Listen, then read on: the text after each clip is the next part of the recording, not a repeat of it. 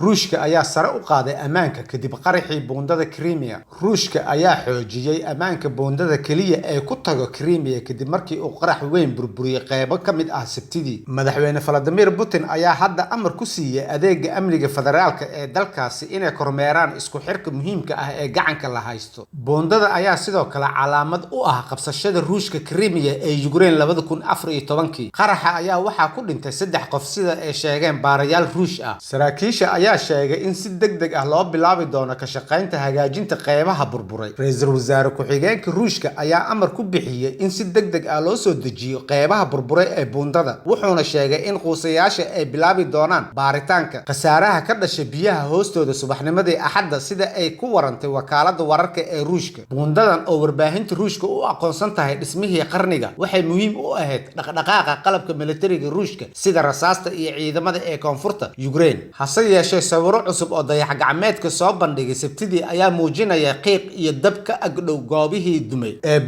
buundadaas oo si weyn loo furay 4 sano kadib markii Moscow ay la wareegtay Crimea, maadaama ay door istiraatiiji ah ka ciyaaraysay dagaalka. mas'uuliyiinta Ukraine waxay sheegeen in ay tahay bartilmaameed sharci ah, waxayna wacd ku mareen in ay dib u qabsan doonaan gacanka. saraakiisha Ukraine ayaa si daciif ah uga jawaabay qaraxa, balse ma aysan sheegin in ciidamadooda ay ka dambeeyeen weerarka. madaxweyne Vladimir Zelensky ayaa ku qiray khudbadiisii habeenimo ee Sabtidii isagoo yiri, maanta ma ahayn maalin xun oo inta badan qorax ayaa ka jirtay dhulka gobolkeena. nasiib daro waxay ahayd daruuro dhanka Crimea, inkastoo ay sidoo kale ahayd mid diiran, ayuu raaciyay. maamulka ruushka ayaa si degdeg ah u dhaqaaqay si ay dib ugu furaan qaybaha isku xirka muhiimka ah ee aan waxyeelada gaarin, waxayna sheegeen goor dambe oo Sabtidii in buundada qayb ahaan dib loogu furay wadooyinka iyo tareenada. waa halbowle muhiim ah oo ka mid ah silsilada saadka ee Moscow si ay ugu dagaalamaan duulaankeeda Ukraine iyo dhulka Crimea ee la qabsaday laftiisa. barasaabka ee Moscow u magacaawda gobolka Crimea Sergei Aksyonov ayaa sheegay in ay jirto rabitaan ah argoosi, balse waxa uu damaanad qaaday in jasiiradaasi ay weli haysato shidaal ku filan bil iyo cunto ku filan 2 bilood. xaaladdu waa mid la maareyn karo, waa wax aan fiicnayn laakiin ma aha mid dhimasho leh, ayuu yiri sargaal ka tirsan Ukraine. David Arkhamay oo ah madaxa baarlamaanka ee xisbiga Mr. Zelensky ayaa yiri, dhismaha sharci darrada ah ee ruushka waxaa ku bilaabmay burbur iyo dab qabsasho. sababtu waa sahlan tahay, haddii aad dhisto wax qaraxa kadib goordhow ama goorfog way qarxi doontaa. xildhibaan ka tirsan baarlamaanka Ukraine ayaa BBC-da u sheegay in iyada oo aan loo eegin cidda mas'uulka ka ah weerarka, tani ay tahay guul weyn oo u soo hooyatay Ukraine iyo khasaare aad u daran oo soo gaartay ruushka. buundada ma burburin, balse waxyaalo ayaa soo gaartay, balse sawirka Putin ayaa burburay. taasi waa waxa ugu muhiimsan, ayuu yiri Oleksiy Goncharenko.